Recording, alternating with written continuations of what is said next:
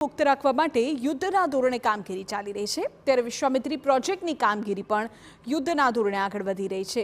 આ કામગીરીનું નિરીક્ષણ મ્યુનિસિપલ કમિશનરે કર્યું। અત્યાર સુધી 7% કામગીરી પૂર્ણ થઈ છે, જો કે 93% કામગીરી હજુ બાકી છે। વિશ્વામિત્રી સિવાય અન્ય સ્થળોએ પણ કામગીરી ચાલુ છે।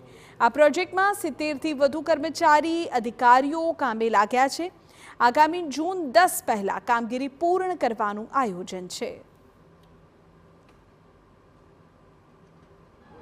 વર્ષ 2024 में वडोदरा शहर में आवेला पूरे ताराजी सर्जी हती ने त्यारबाद पूर्व अग्रसचिव जे नवलावाला साहेब छे तेमनी अध्यक्षता में एक कमिटीनी रचना करवामां आवी अने कमिटी द्वारा अनेक प्रकारना कामोनुं सूचन करवामां आव्युं हतुं। त्यारबाद आ कामगीरीने वेग आपवामां आव्यो। हाल जो बात करीए तो वडोदरा शहरमांथी पसार थती विश्वामित्री नदीने ऊंडी अने पहोળી करवा माटेनी कामगीरी शरू करी देवामां आवी छे।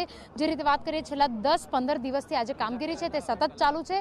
आ कामगीरीनो केटलो भाग पूर्ण थयो छे ते विगतो जाणवा माटे आपणी साथे म्युनिसिपल कमिशनर दिलीप राणा हाजर छे, तेमनी साथे वात करीशुं।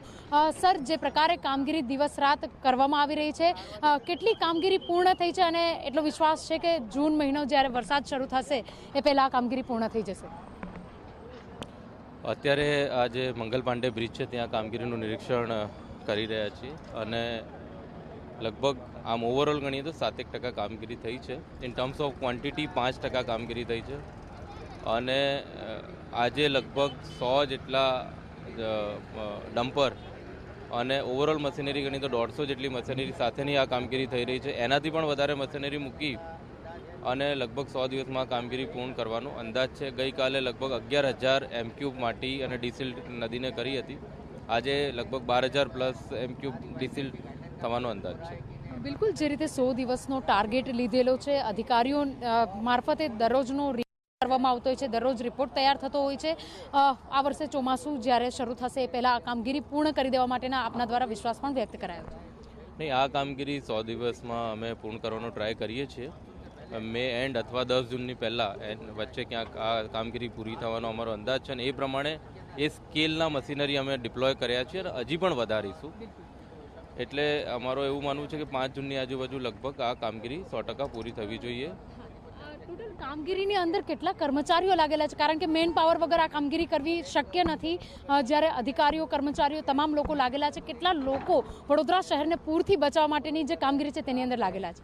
ખાલી આજે એક ઘણી બધી એક્ટિવિટી સાથે ચાલે છે, પણ આજે એક એક્ટિવિટી જે ચાલી રહી છે વિશ્વામિત્રી નદીનું રિવાઇવલ અને ડિસિલ્ટિંગ, એની પાછળ લગભગ 40 એન્જિનિયરો અમારા ખાલી ને ખાલી નિરીક્ષણમાં છે। દરેક સેક્શનમાં એક સાથે 4 ડિફરન્ટ જગ્યાએ કામગીરી નદીના પૂર્વ બેંક ઉપર ચાલી રહી છે।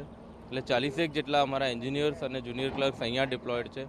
ઉપરાંતમાં માટી જ્યાં ટ્રાન્સપોર્ટ નગર લઈ જઈએ છીએ, અટલાદરા લઈ જઈએ છીએ, મારેઠા લઈ જઈએ છીએ, ત્યાં પણ માણસો ક્યાંક 7, ક્યાંક 5, ક્યાંક 10 એ રીતે, એટલે લગભગ 70થી 80 જણા કોન્સ્ટન્ટ આ કામની પાછળ લાગેલા છે, ત્યારે આ કામગીરી ચાલી રહી છે। બિલકુલ, તો જે રીતે વાત કરીએ કે 70થી 80 કર્મચારીઓ, તમામ અધિકારીઓ સહિતના તમામ લોકોની મહેનત બાદ વડોદરા શહેરને પૂરથી બચાવવા માટેની જે કામગીરી છે દિવસ રાત થઈ રહી છે। મશીનરીઓ મૂકવામાં આવી છે। વડોદરા શહેરમાં મગરનો પણ વાસ છે વિશ્વામિત્રી નદીમાં, ત્યારે મગરોનો કોઈ પણ પ્રકારનો તે લોકોના જીવ પર પણ જોખમ ના થાય તે માટે પાંજરા મૂકી અને તેઓ માટે પણ વ્યવસ્થા કરવામાં આવી છે।